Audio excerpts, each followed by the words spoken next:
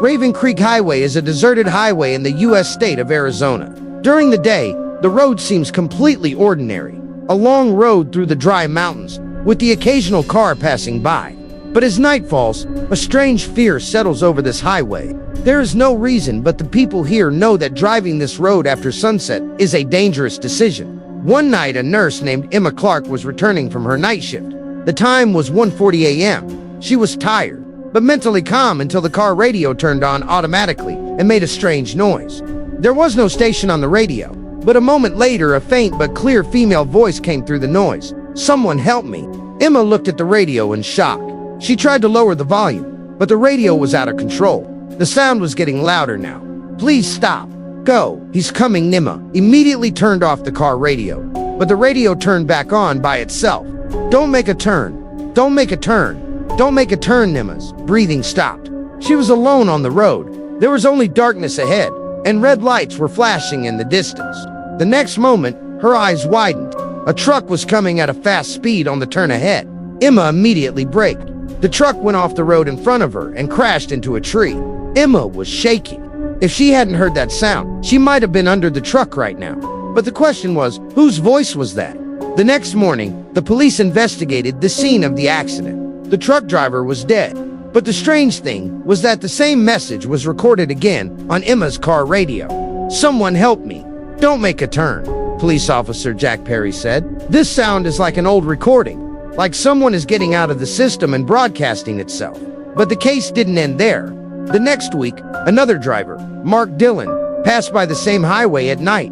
His wife was with him. At 2 in the morning, the same noise started to play on their radio. "Someone help me?" The wife turned off the radio in fear, but the sound was still coming from inside the car. "Mark, stop the car." Mark stopped the car on the side of the road.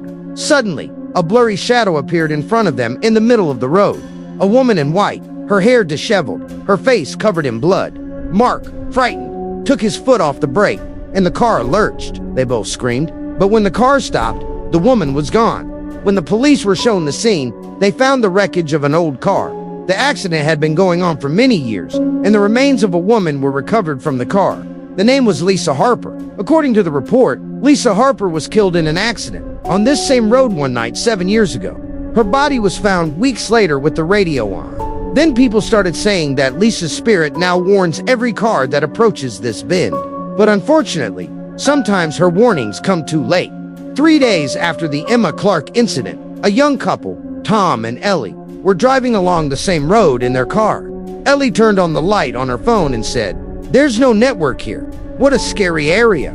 Tom started laughing.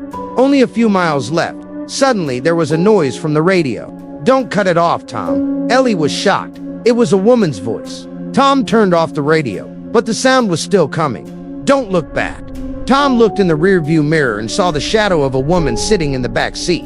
Her face was bloody, her eyes were blank, and the same phrase on her lips, "Don't turn around." Tom screamed and turned the car around. The car went off the road. The next morning, their bodies were found, and the radio was on. The same message, repeated over and over again.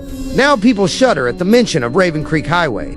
Truck drivers say that when they drive down that road, their radios are filled with noise, sometimes a faint shout, sometimes a whisper of "help me."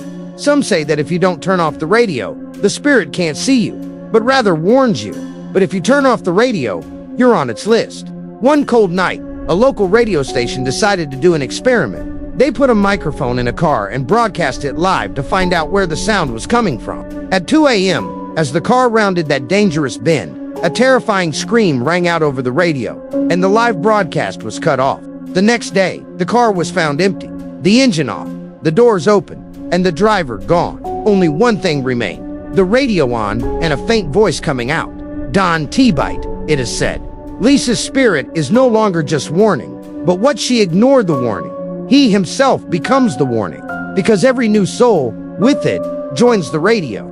And on that highway, now every night a new voice is heard. "Someone help me. He's coming. Don't make the turn," and then silence. Raven Creek Highway still exists today. The road there is now repaired, but when the night falls, the same whisper still echoes in the air. The radio automatically turns on, and someone says, "Don T, make the next turn," and if you Don T listen to it, your name is in the news the next day. This was the story of Raven Creek Highway, where the voice of a dead woman still warns the living, but only those who dare to listen. Don't forget to subscribe to Cursed Narratives.